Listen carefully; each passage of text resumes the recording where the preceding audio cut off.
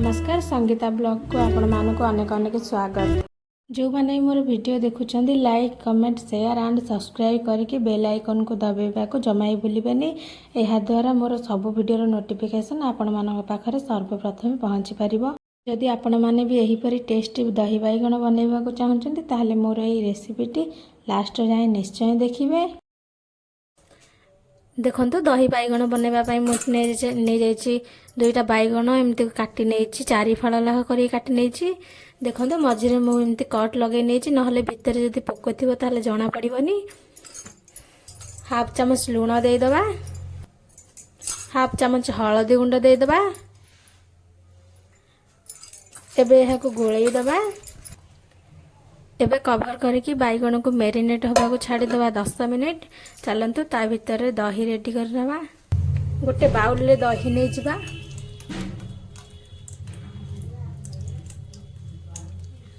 स्वाद अनुसार लुण देदबा।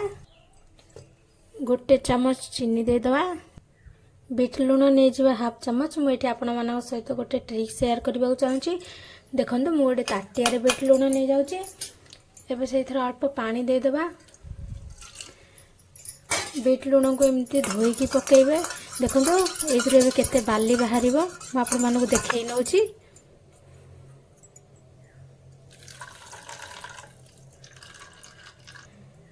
देखो मुझे पाखर देखे नौ। आपण मैंने जेबे भी बीट लुण यूज करेंगे एमती पानी रे धोईकी नेबे। या देहरु केते बाली बाहर देखि पारुथिबे। 3 चामच पानी देकी गोलई दबा। देखो मुझे मीडियम रे गोलई देछि। आपण माने चाहिए याठू पतला भी करें याठू बहला भी करें। बैगण भाजवाई मुझे नहीं जाइए गोटे कड़ाई। कड़ाई रे 3 चामच तेल देदबा।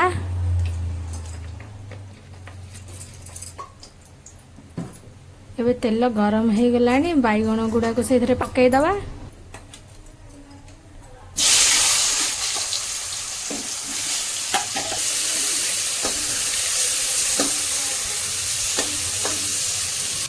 एबे कवर करके सिझा को छाड़ीदबा लो फ्लेम रे।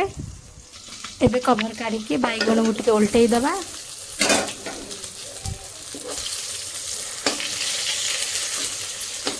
देखो बैगण गोटे साइड रू तो गोल्डन हो गलानी देखिपे।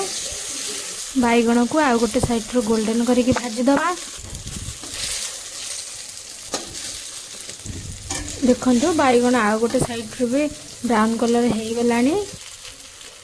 एबे बैगण को गोटे प्लेट को काढ़ी नबा।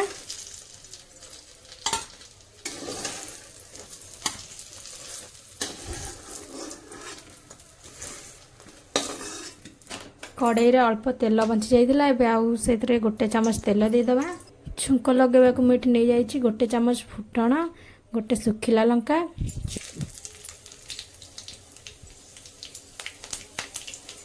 फुटण फुटी गला परे एबे सेथरे काश्मीरी लंका गुंड टिके देदबा कलर होबा पई। मुझे नहीं जाइछि हाफ चामच काश्मीरी लंका गुंड। एबे गोटे भेरसुआ पत्र देदबा।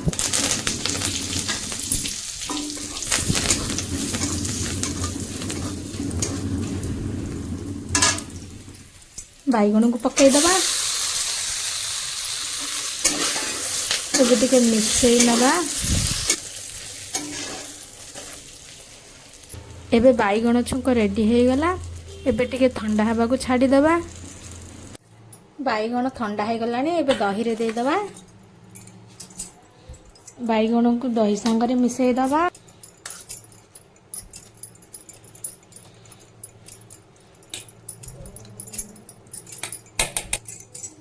हाफ चामच जीरा गुंड ऊपर दे दबा।